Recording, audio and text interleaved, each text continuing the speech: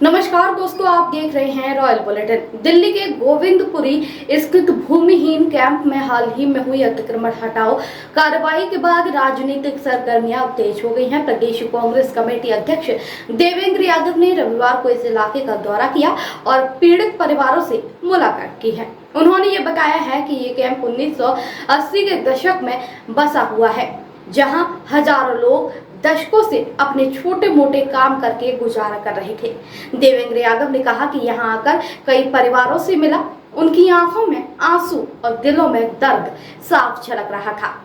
इनके पास सारे दस्तावेज मौजूद हैं, जिससे ये साबित होता है कि वे यहाँ लंबे समय से रह रहे हैं। फिर भी कोई बिना नोटिस दिए, बिना पुनर्वास की, कोई वैकल्पिक व्यवस्था किए सरकार ने इनका सब कुछ छीन लिया।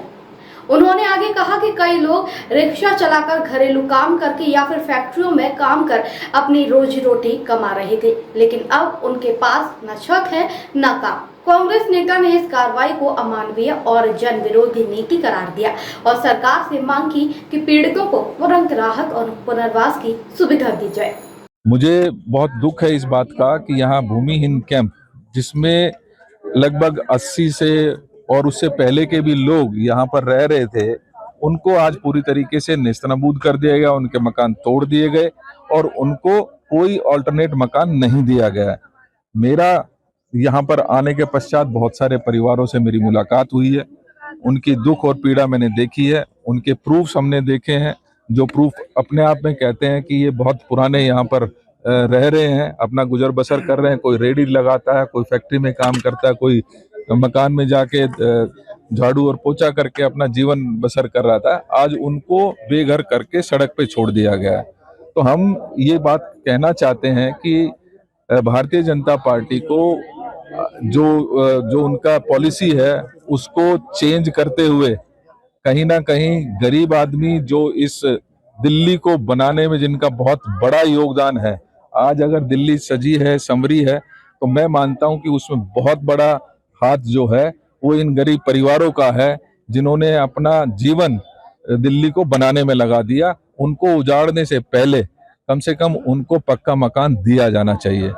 आज यहाँ आने के पश्चात हमें ये भी मालूम हुआ कि किसी को कोई ट्रांजिट कैंप में रखा नहीं गया है, और जो लोगों को मकान आवंटित किए भी गए हैं तो वो यहाँ से 50 किलोमीटर दूर जाकर उनको बसाया गया। ये सरासर उनकी अपनी पॉलिसी की नाकामी है, उसको वो नहीं मान रहे हैं, क्योंकि पॉलिसी में स्पष्ट लिखा है कि 2015 से पहले के जो भी निवासी हैं उनको मकान मिलना चाहिए, उनको जहाँ झुग्गी है वहीं मकान मिलना चाहिए, और अगर वहीं पर पॉसिबल नहीं है तो 5 किलोमीटर की विसिनिटी में उनको बसाया जाना चाहिए, क्योंकि उनकी रोजी रोटी यहीं पर है।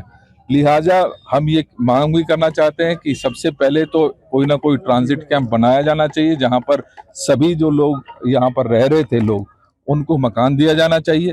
और उसके पश्चात मैं ये भी डिमांड करता हूँ कि पॉलिसी को भी रीफ्रेम किया जाना चाहिए, क्योंकि पॉलिसी 2015 की है, जिसमें ये कहा गया था कि 2015 तक का मकान जो है वो जो भी रहने वाला है उसको मकान दिया जाएगा। लेकिन 2015 के बाद आज 10 साल बीत चुके हैं। 10 साल में कोई एक मकान, जो कांग्रेस के समय में बने थे 45,000 मकान, उनमें से किसी भी एक मकान को आवंटित नहीं किया गया।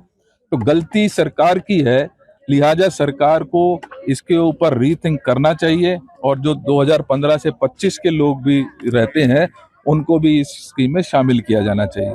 मेरी सबसे मुख्य डिमांड यहाँ पर ये है कि उन्हें दोबारा एक बार सर्वे किया जाना चाहिए, क्योंकि सर्वे में बहुत ही डिस्क्रिपेंसीज हैं, और मैं इसमें भ्रष्टाचार का आरोप सीधा लगाना चाहता हूँ। जिसने पैसे नहीं दिए, चाहे उसके कागज थे या नहीं थे, उसका सर्वे में नाम नहीं आया है।